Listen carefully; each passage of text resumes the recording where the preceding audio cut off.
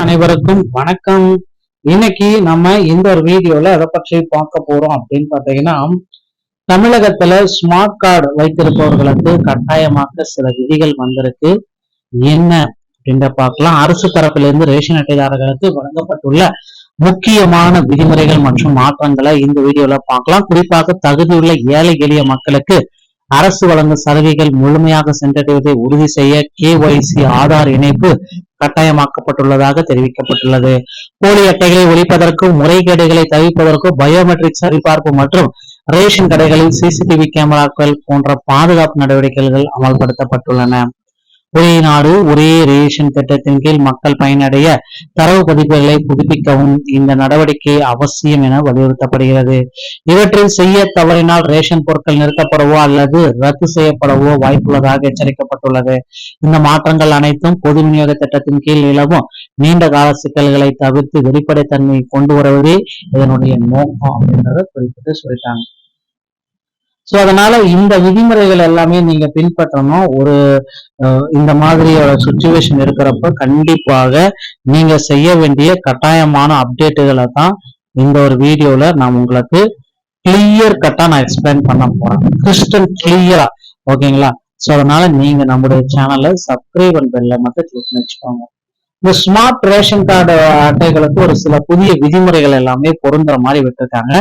யாருக்கெல்லாம் இந்த விதிமுறைகள் பொருந்தும் அப்படின்றத நீங்க நோட் பண்ணிக்கணும்.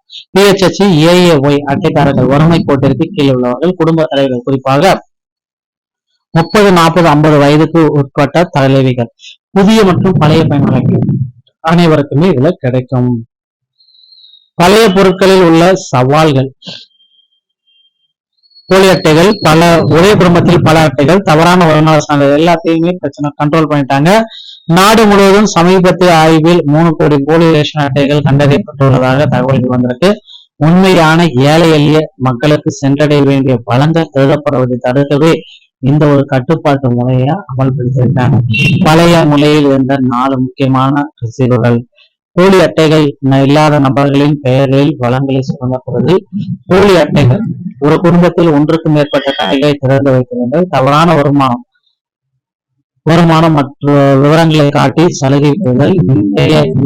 பயோமெட்ரிக் சரிபார்ப்பு நினைத்தால் என்ன நடக்கும் என்பதை தெரிஞ்சுக்கோங்க. நண்பர்கள், உங்களோட ரேஷன் கார்டை பாதுகாப்பா வச்சுக்கோங்க. பாதுகாப்புக்கு சில 3 விதிமுறைகளும் இருக்கு. EKYC பயோடாட்டால போட்டு EKYC ஃபில் பண்ணி வச்சுக்கோங்க.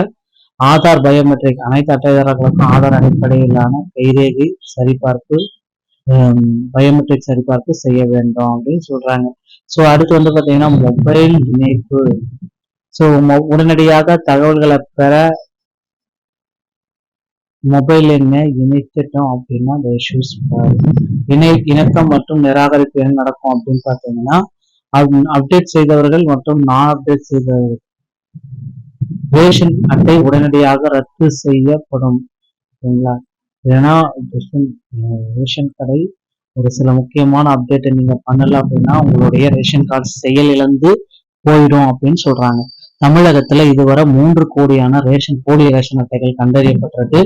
நீண்ட காலமாக இருந்த சிக்கல்களை அரசு வந்து பாத்தீங்கன்னா தடுத்து நிறுத்தி ஒரு முக்கியமான அப்டேட்டை வெளியிடுறாங்க. உங்கள் அட்டையை பாதுகாக்க 3 வகையான கடமைகள்: KYC அப்டேட்டு, பயோமெட்ரிக் சரிபார்ப்பு, ஆதார் மற்றும் மொபைல் எண் திறப்பு. ஓகேங்களா? ஸோ இது எல்லாமே வந்து பாத்தீங்கன்னா அவங்க ப்ராப்பரா எடுத்துட்டு வரல. சரிங்களா? அடுத்தடுத்து வந்து பாத்தீங்கன்னா EKYC அப்டேட்டு, அதுல பிரச்சனைகள், பயோமெட்ரிக் பிரச்சனைகள், ஸோ இப்படி வந்து பாத்தீங்கன்னா பல்வேறு தரப்பட்ட பிரச்சனைகளாகவே வந்துட்டு இருக்கு. எப்பொழுது பள்ளி கல்வித்துறையிலிருந்து ஒரு நல்ல செய்தி வரும் அப்படின்றத நிச்சயமாக பார்க்கலாங்க. இந்த ஒரு வீடியோ பதிவு உங்களுக்கு முக்கியமா நம்முடைய சேனல் நிறுவனருக்கு பிடிச்சிருக்கும்னு நினைக்கிறேன். மீண்டும் ஒரு நல்ல தகவலோட நான் உங்களை சந்திக்கிறேன். நன்றி, வணக்கம். தேங்க்யூ.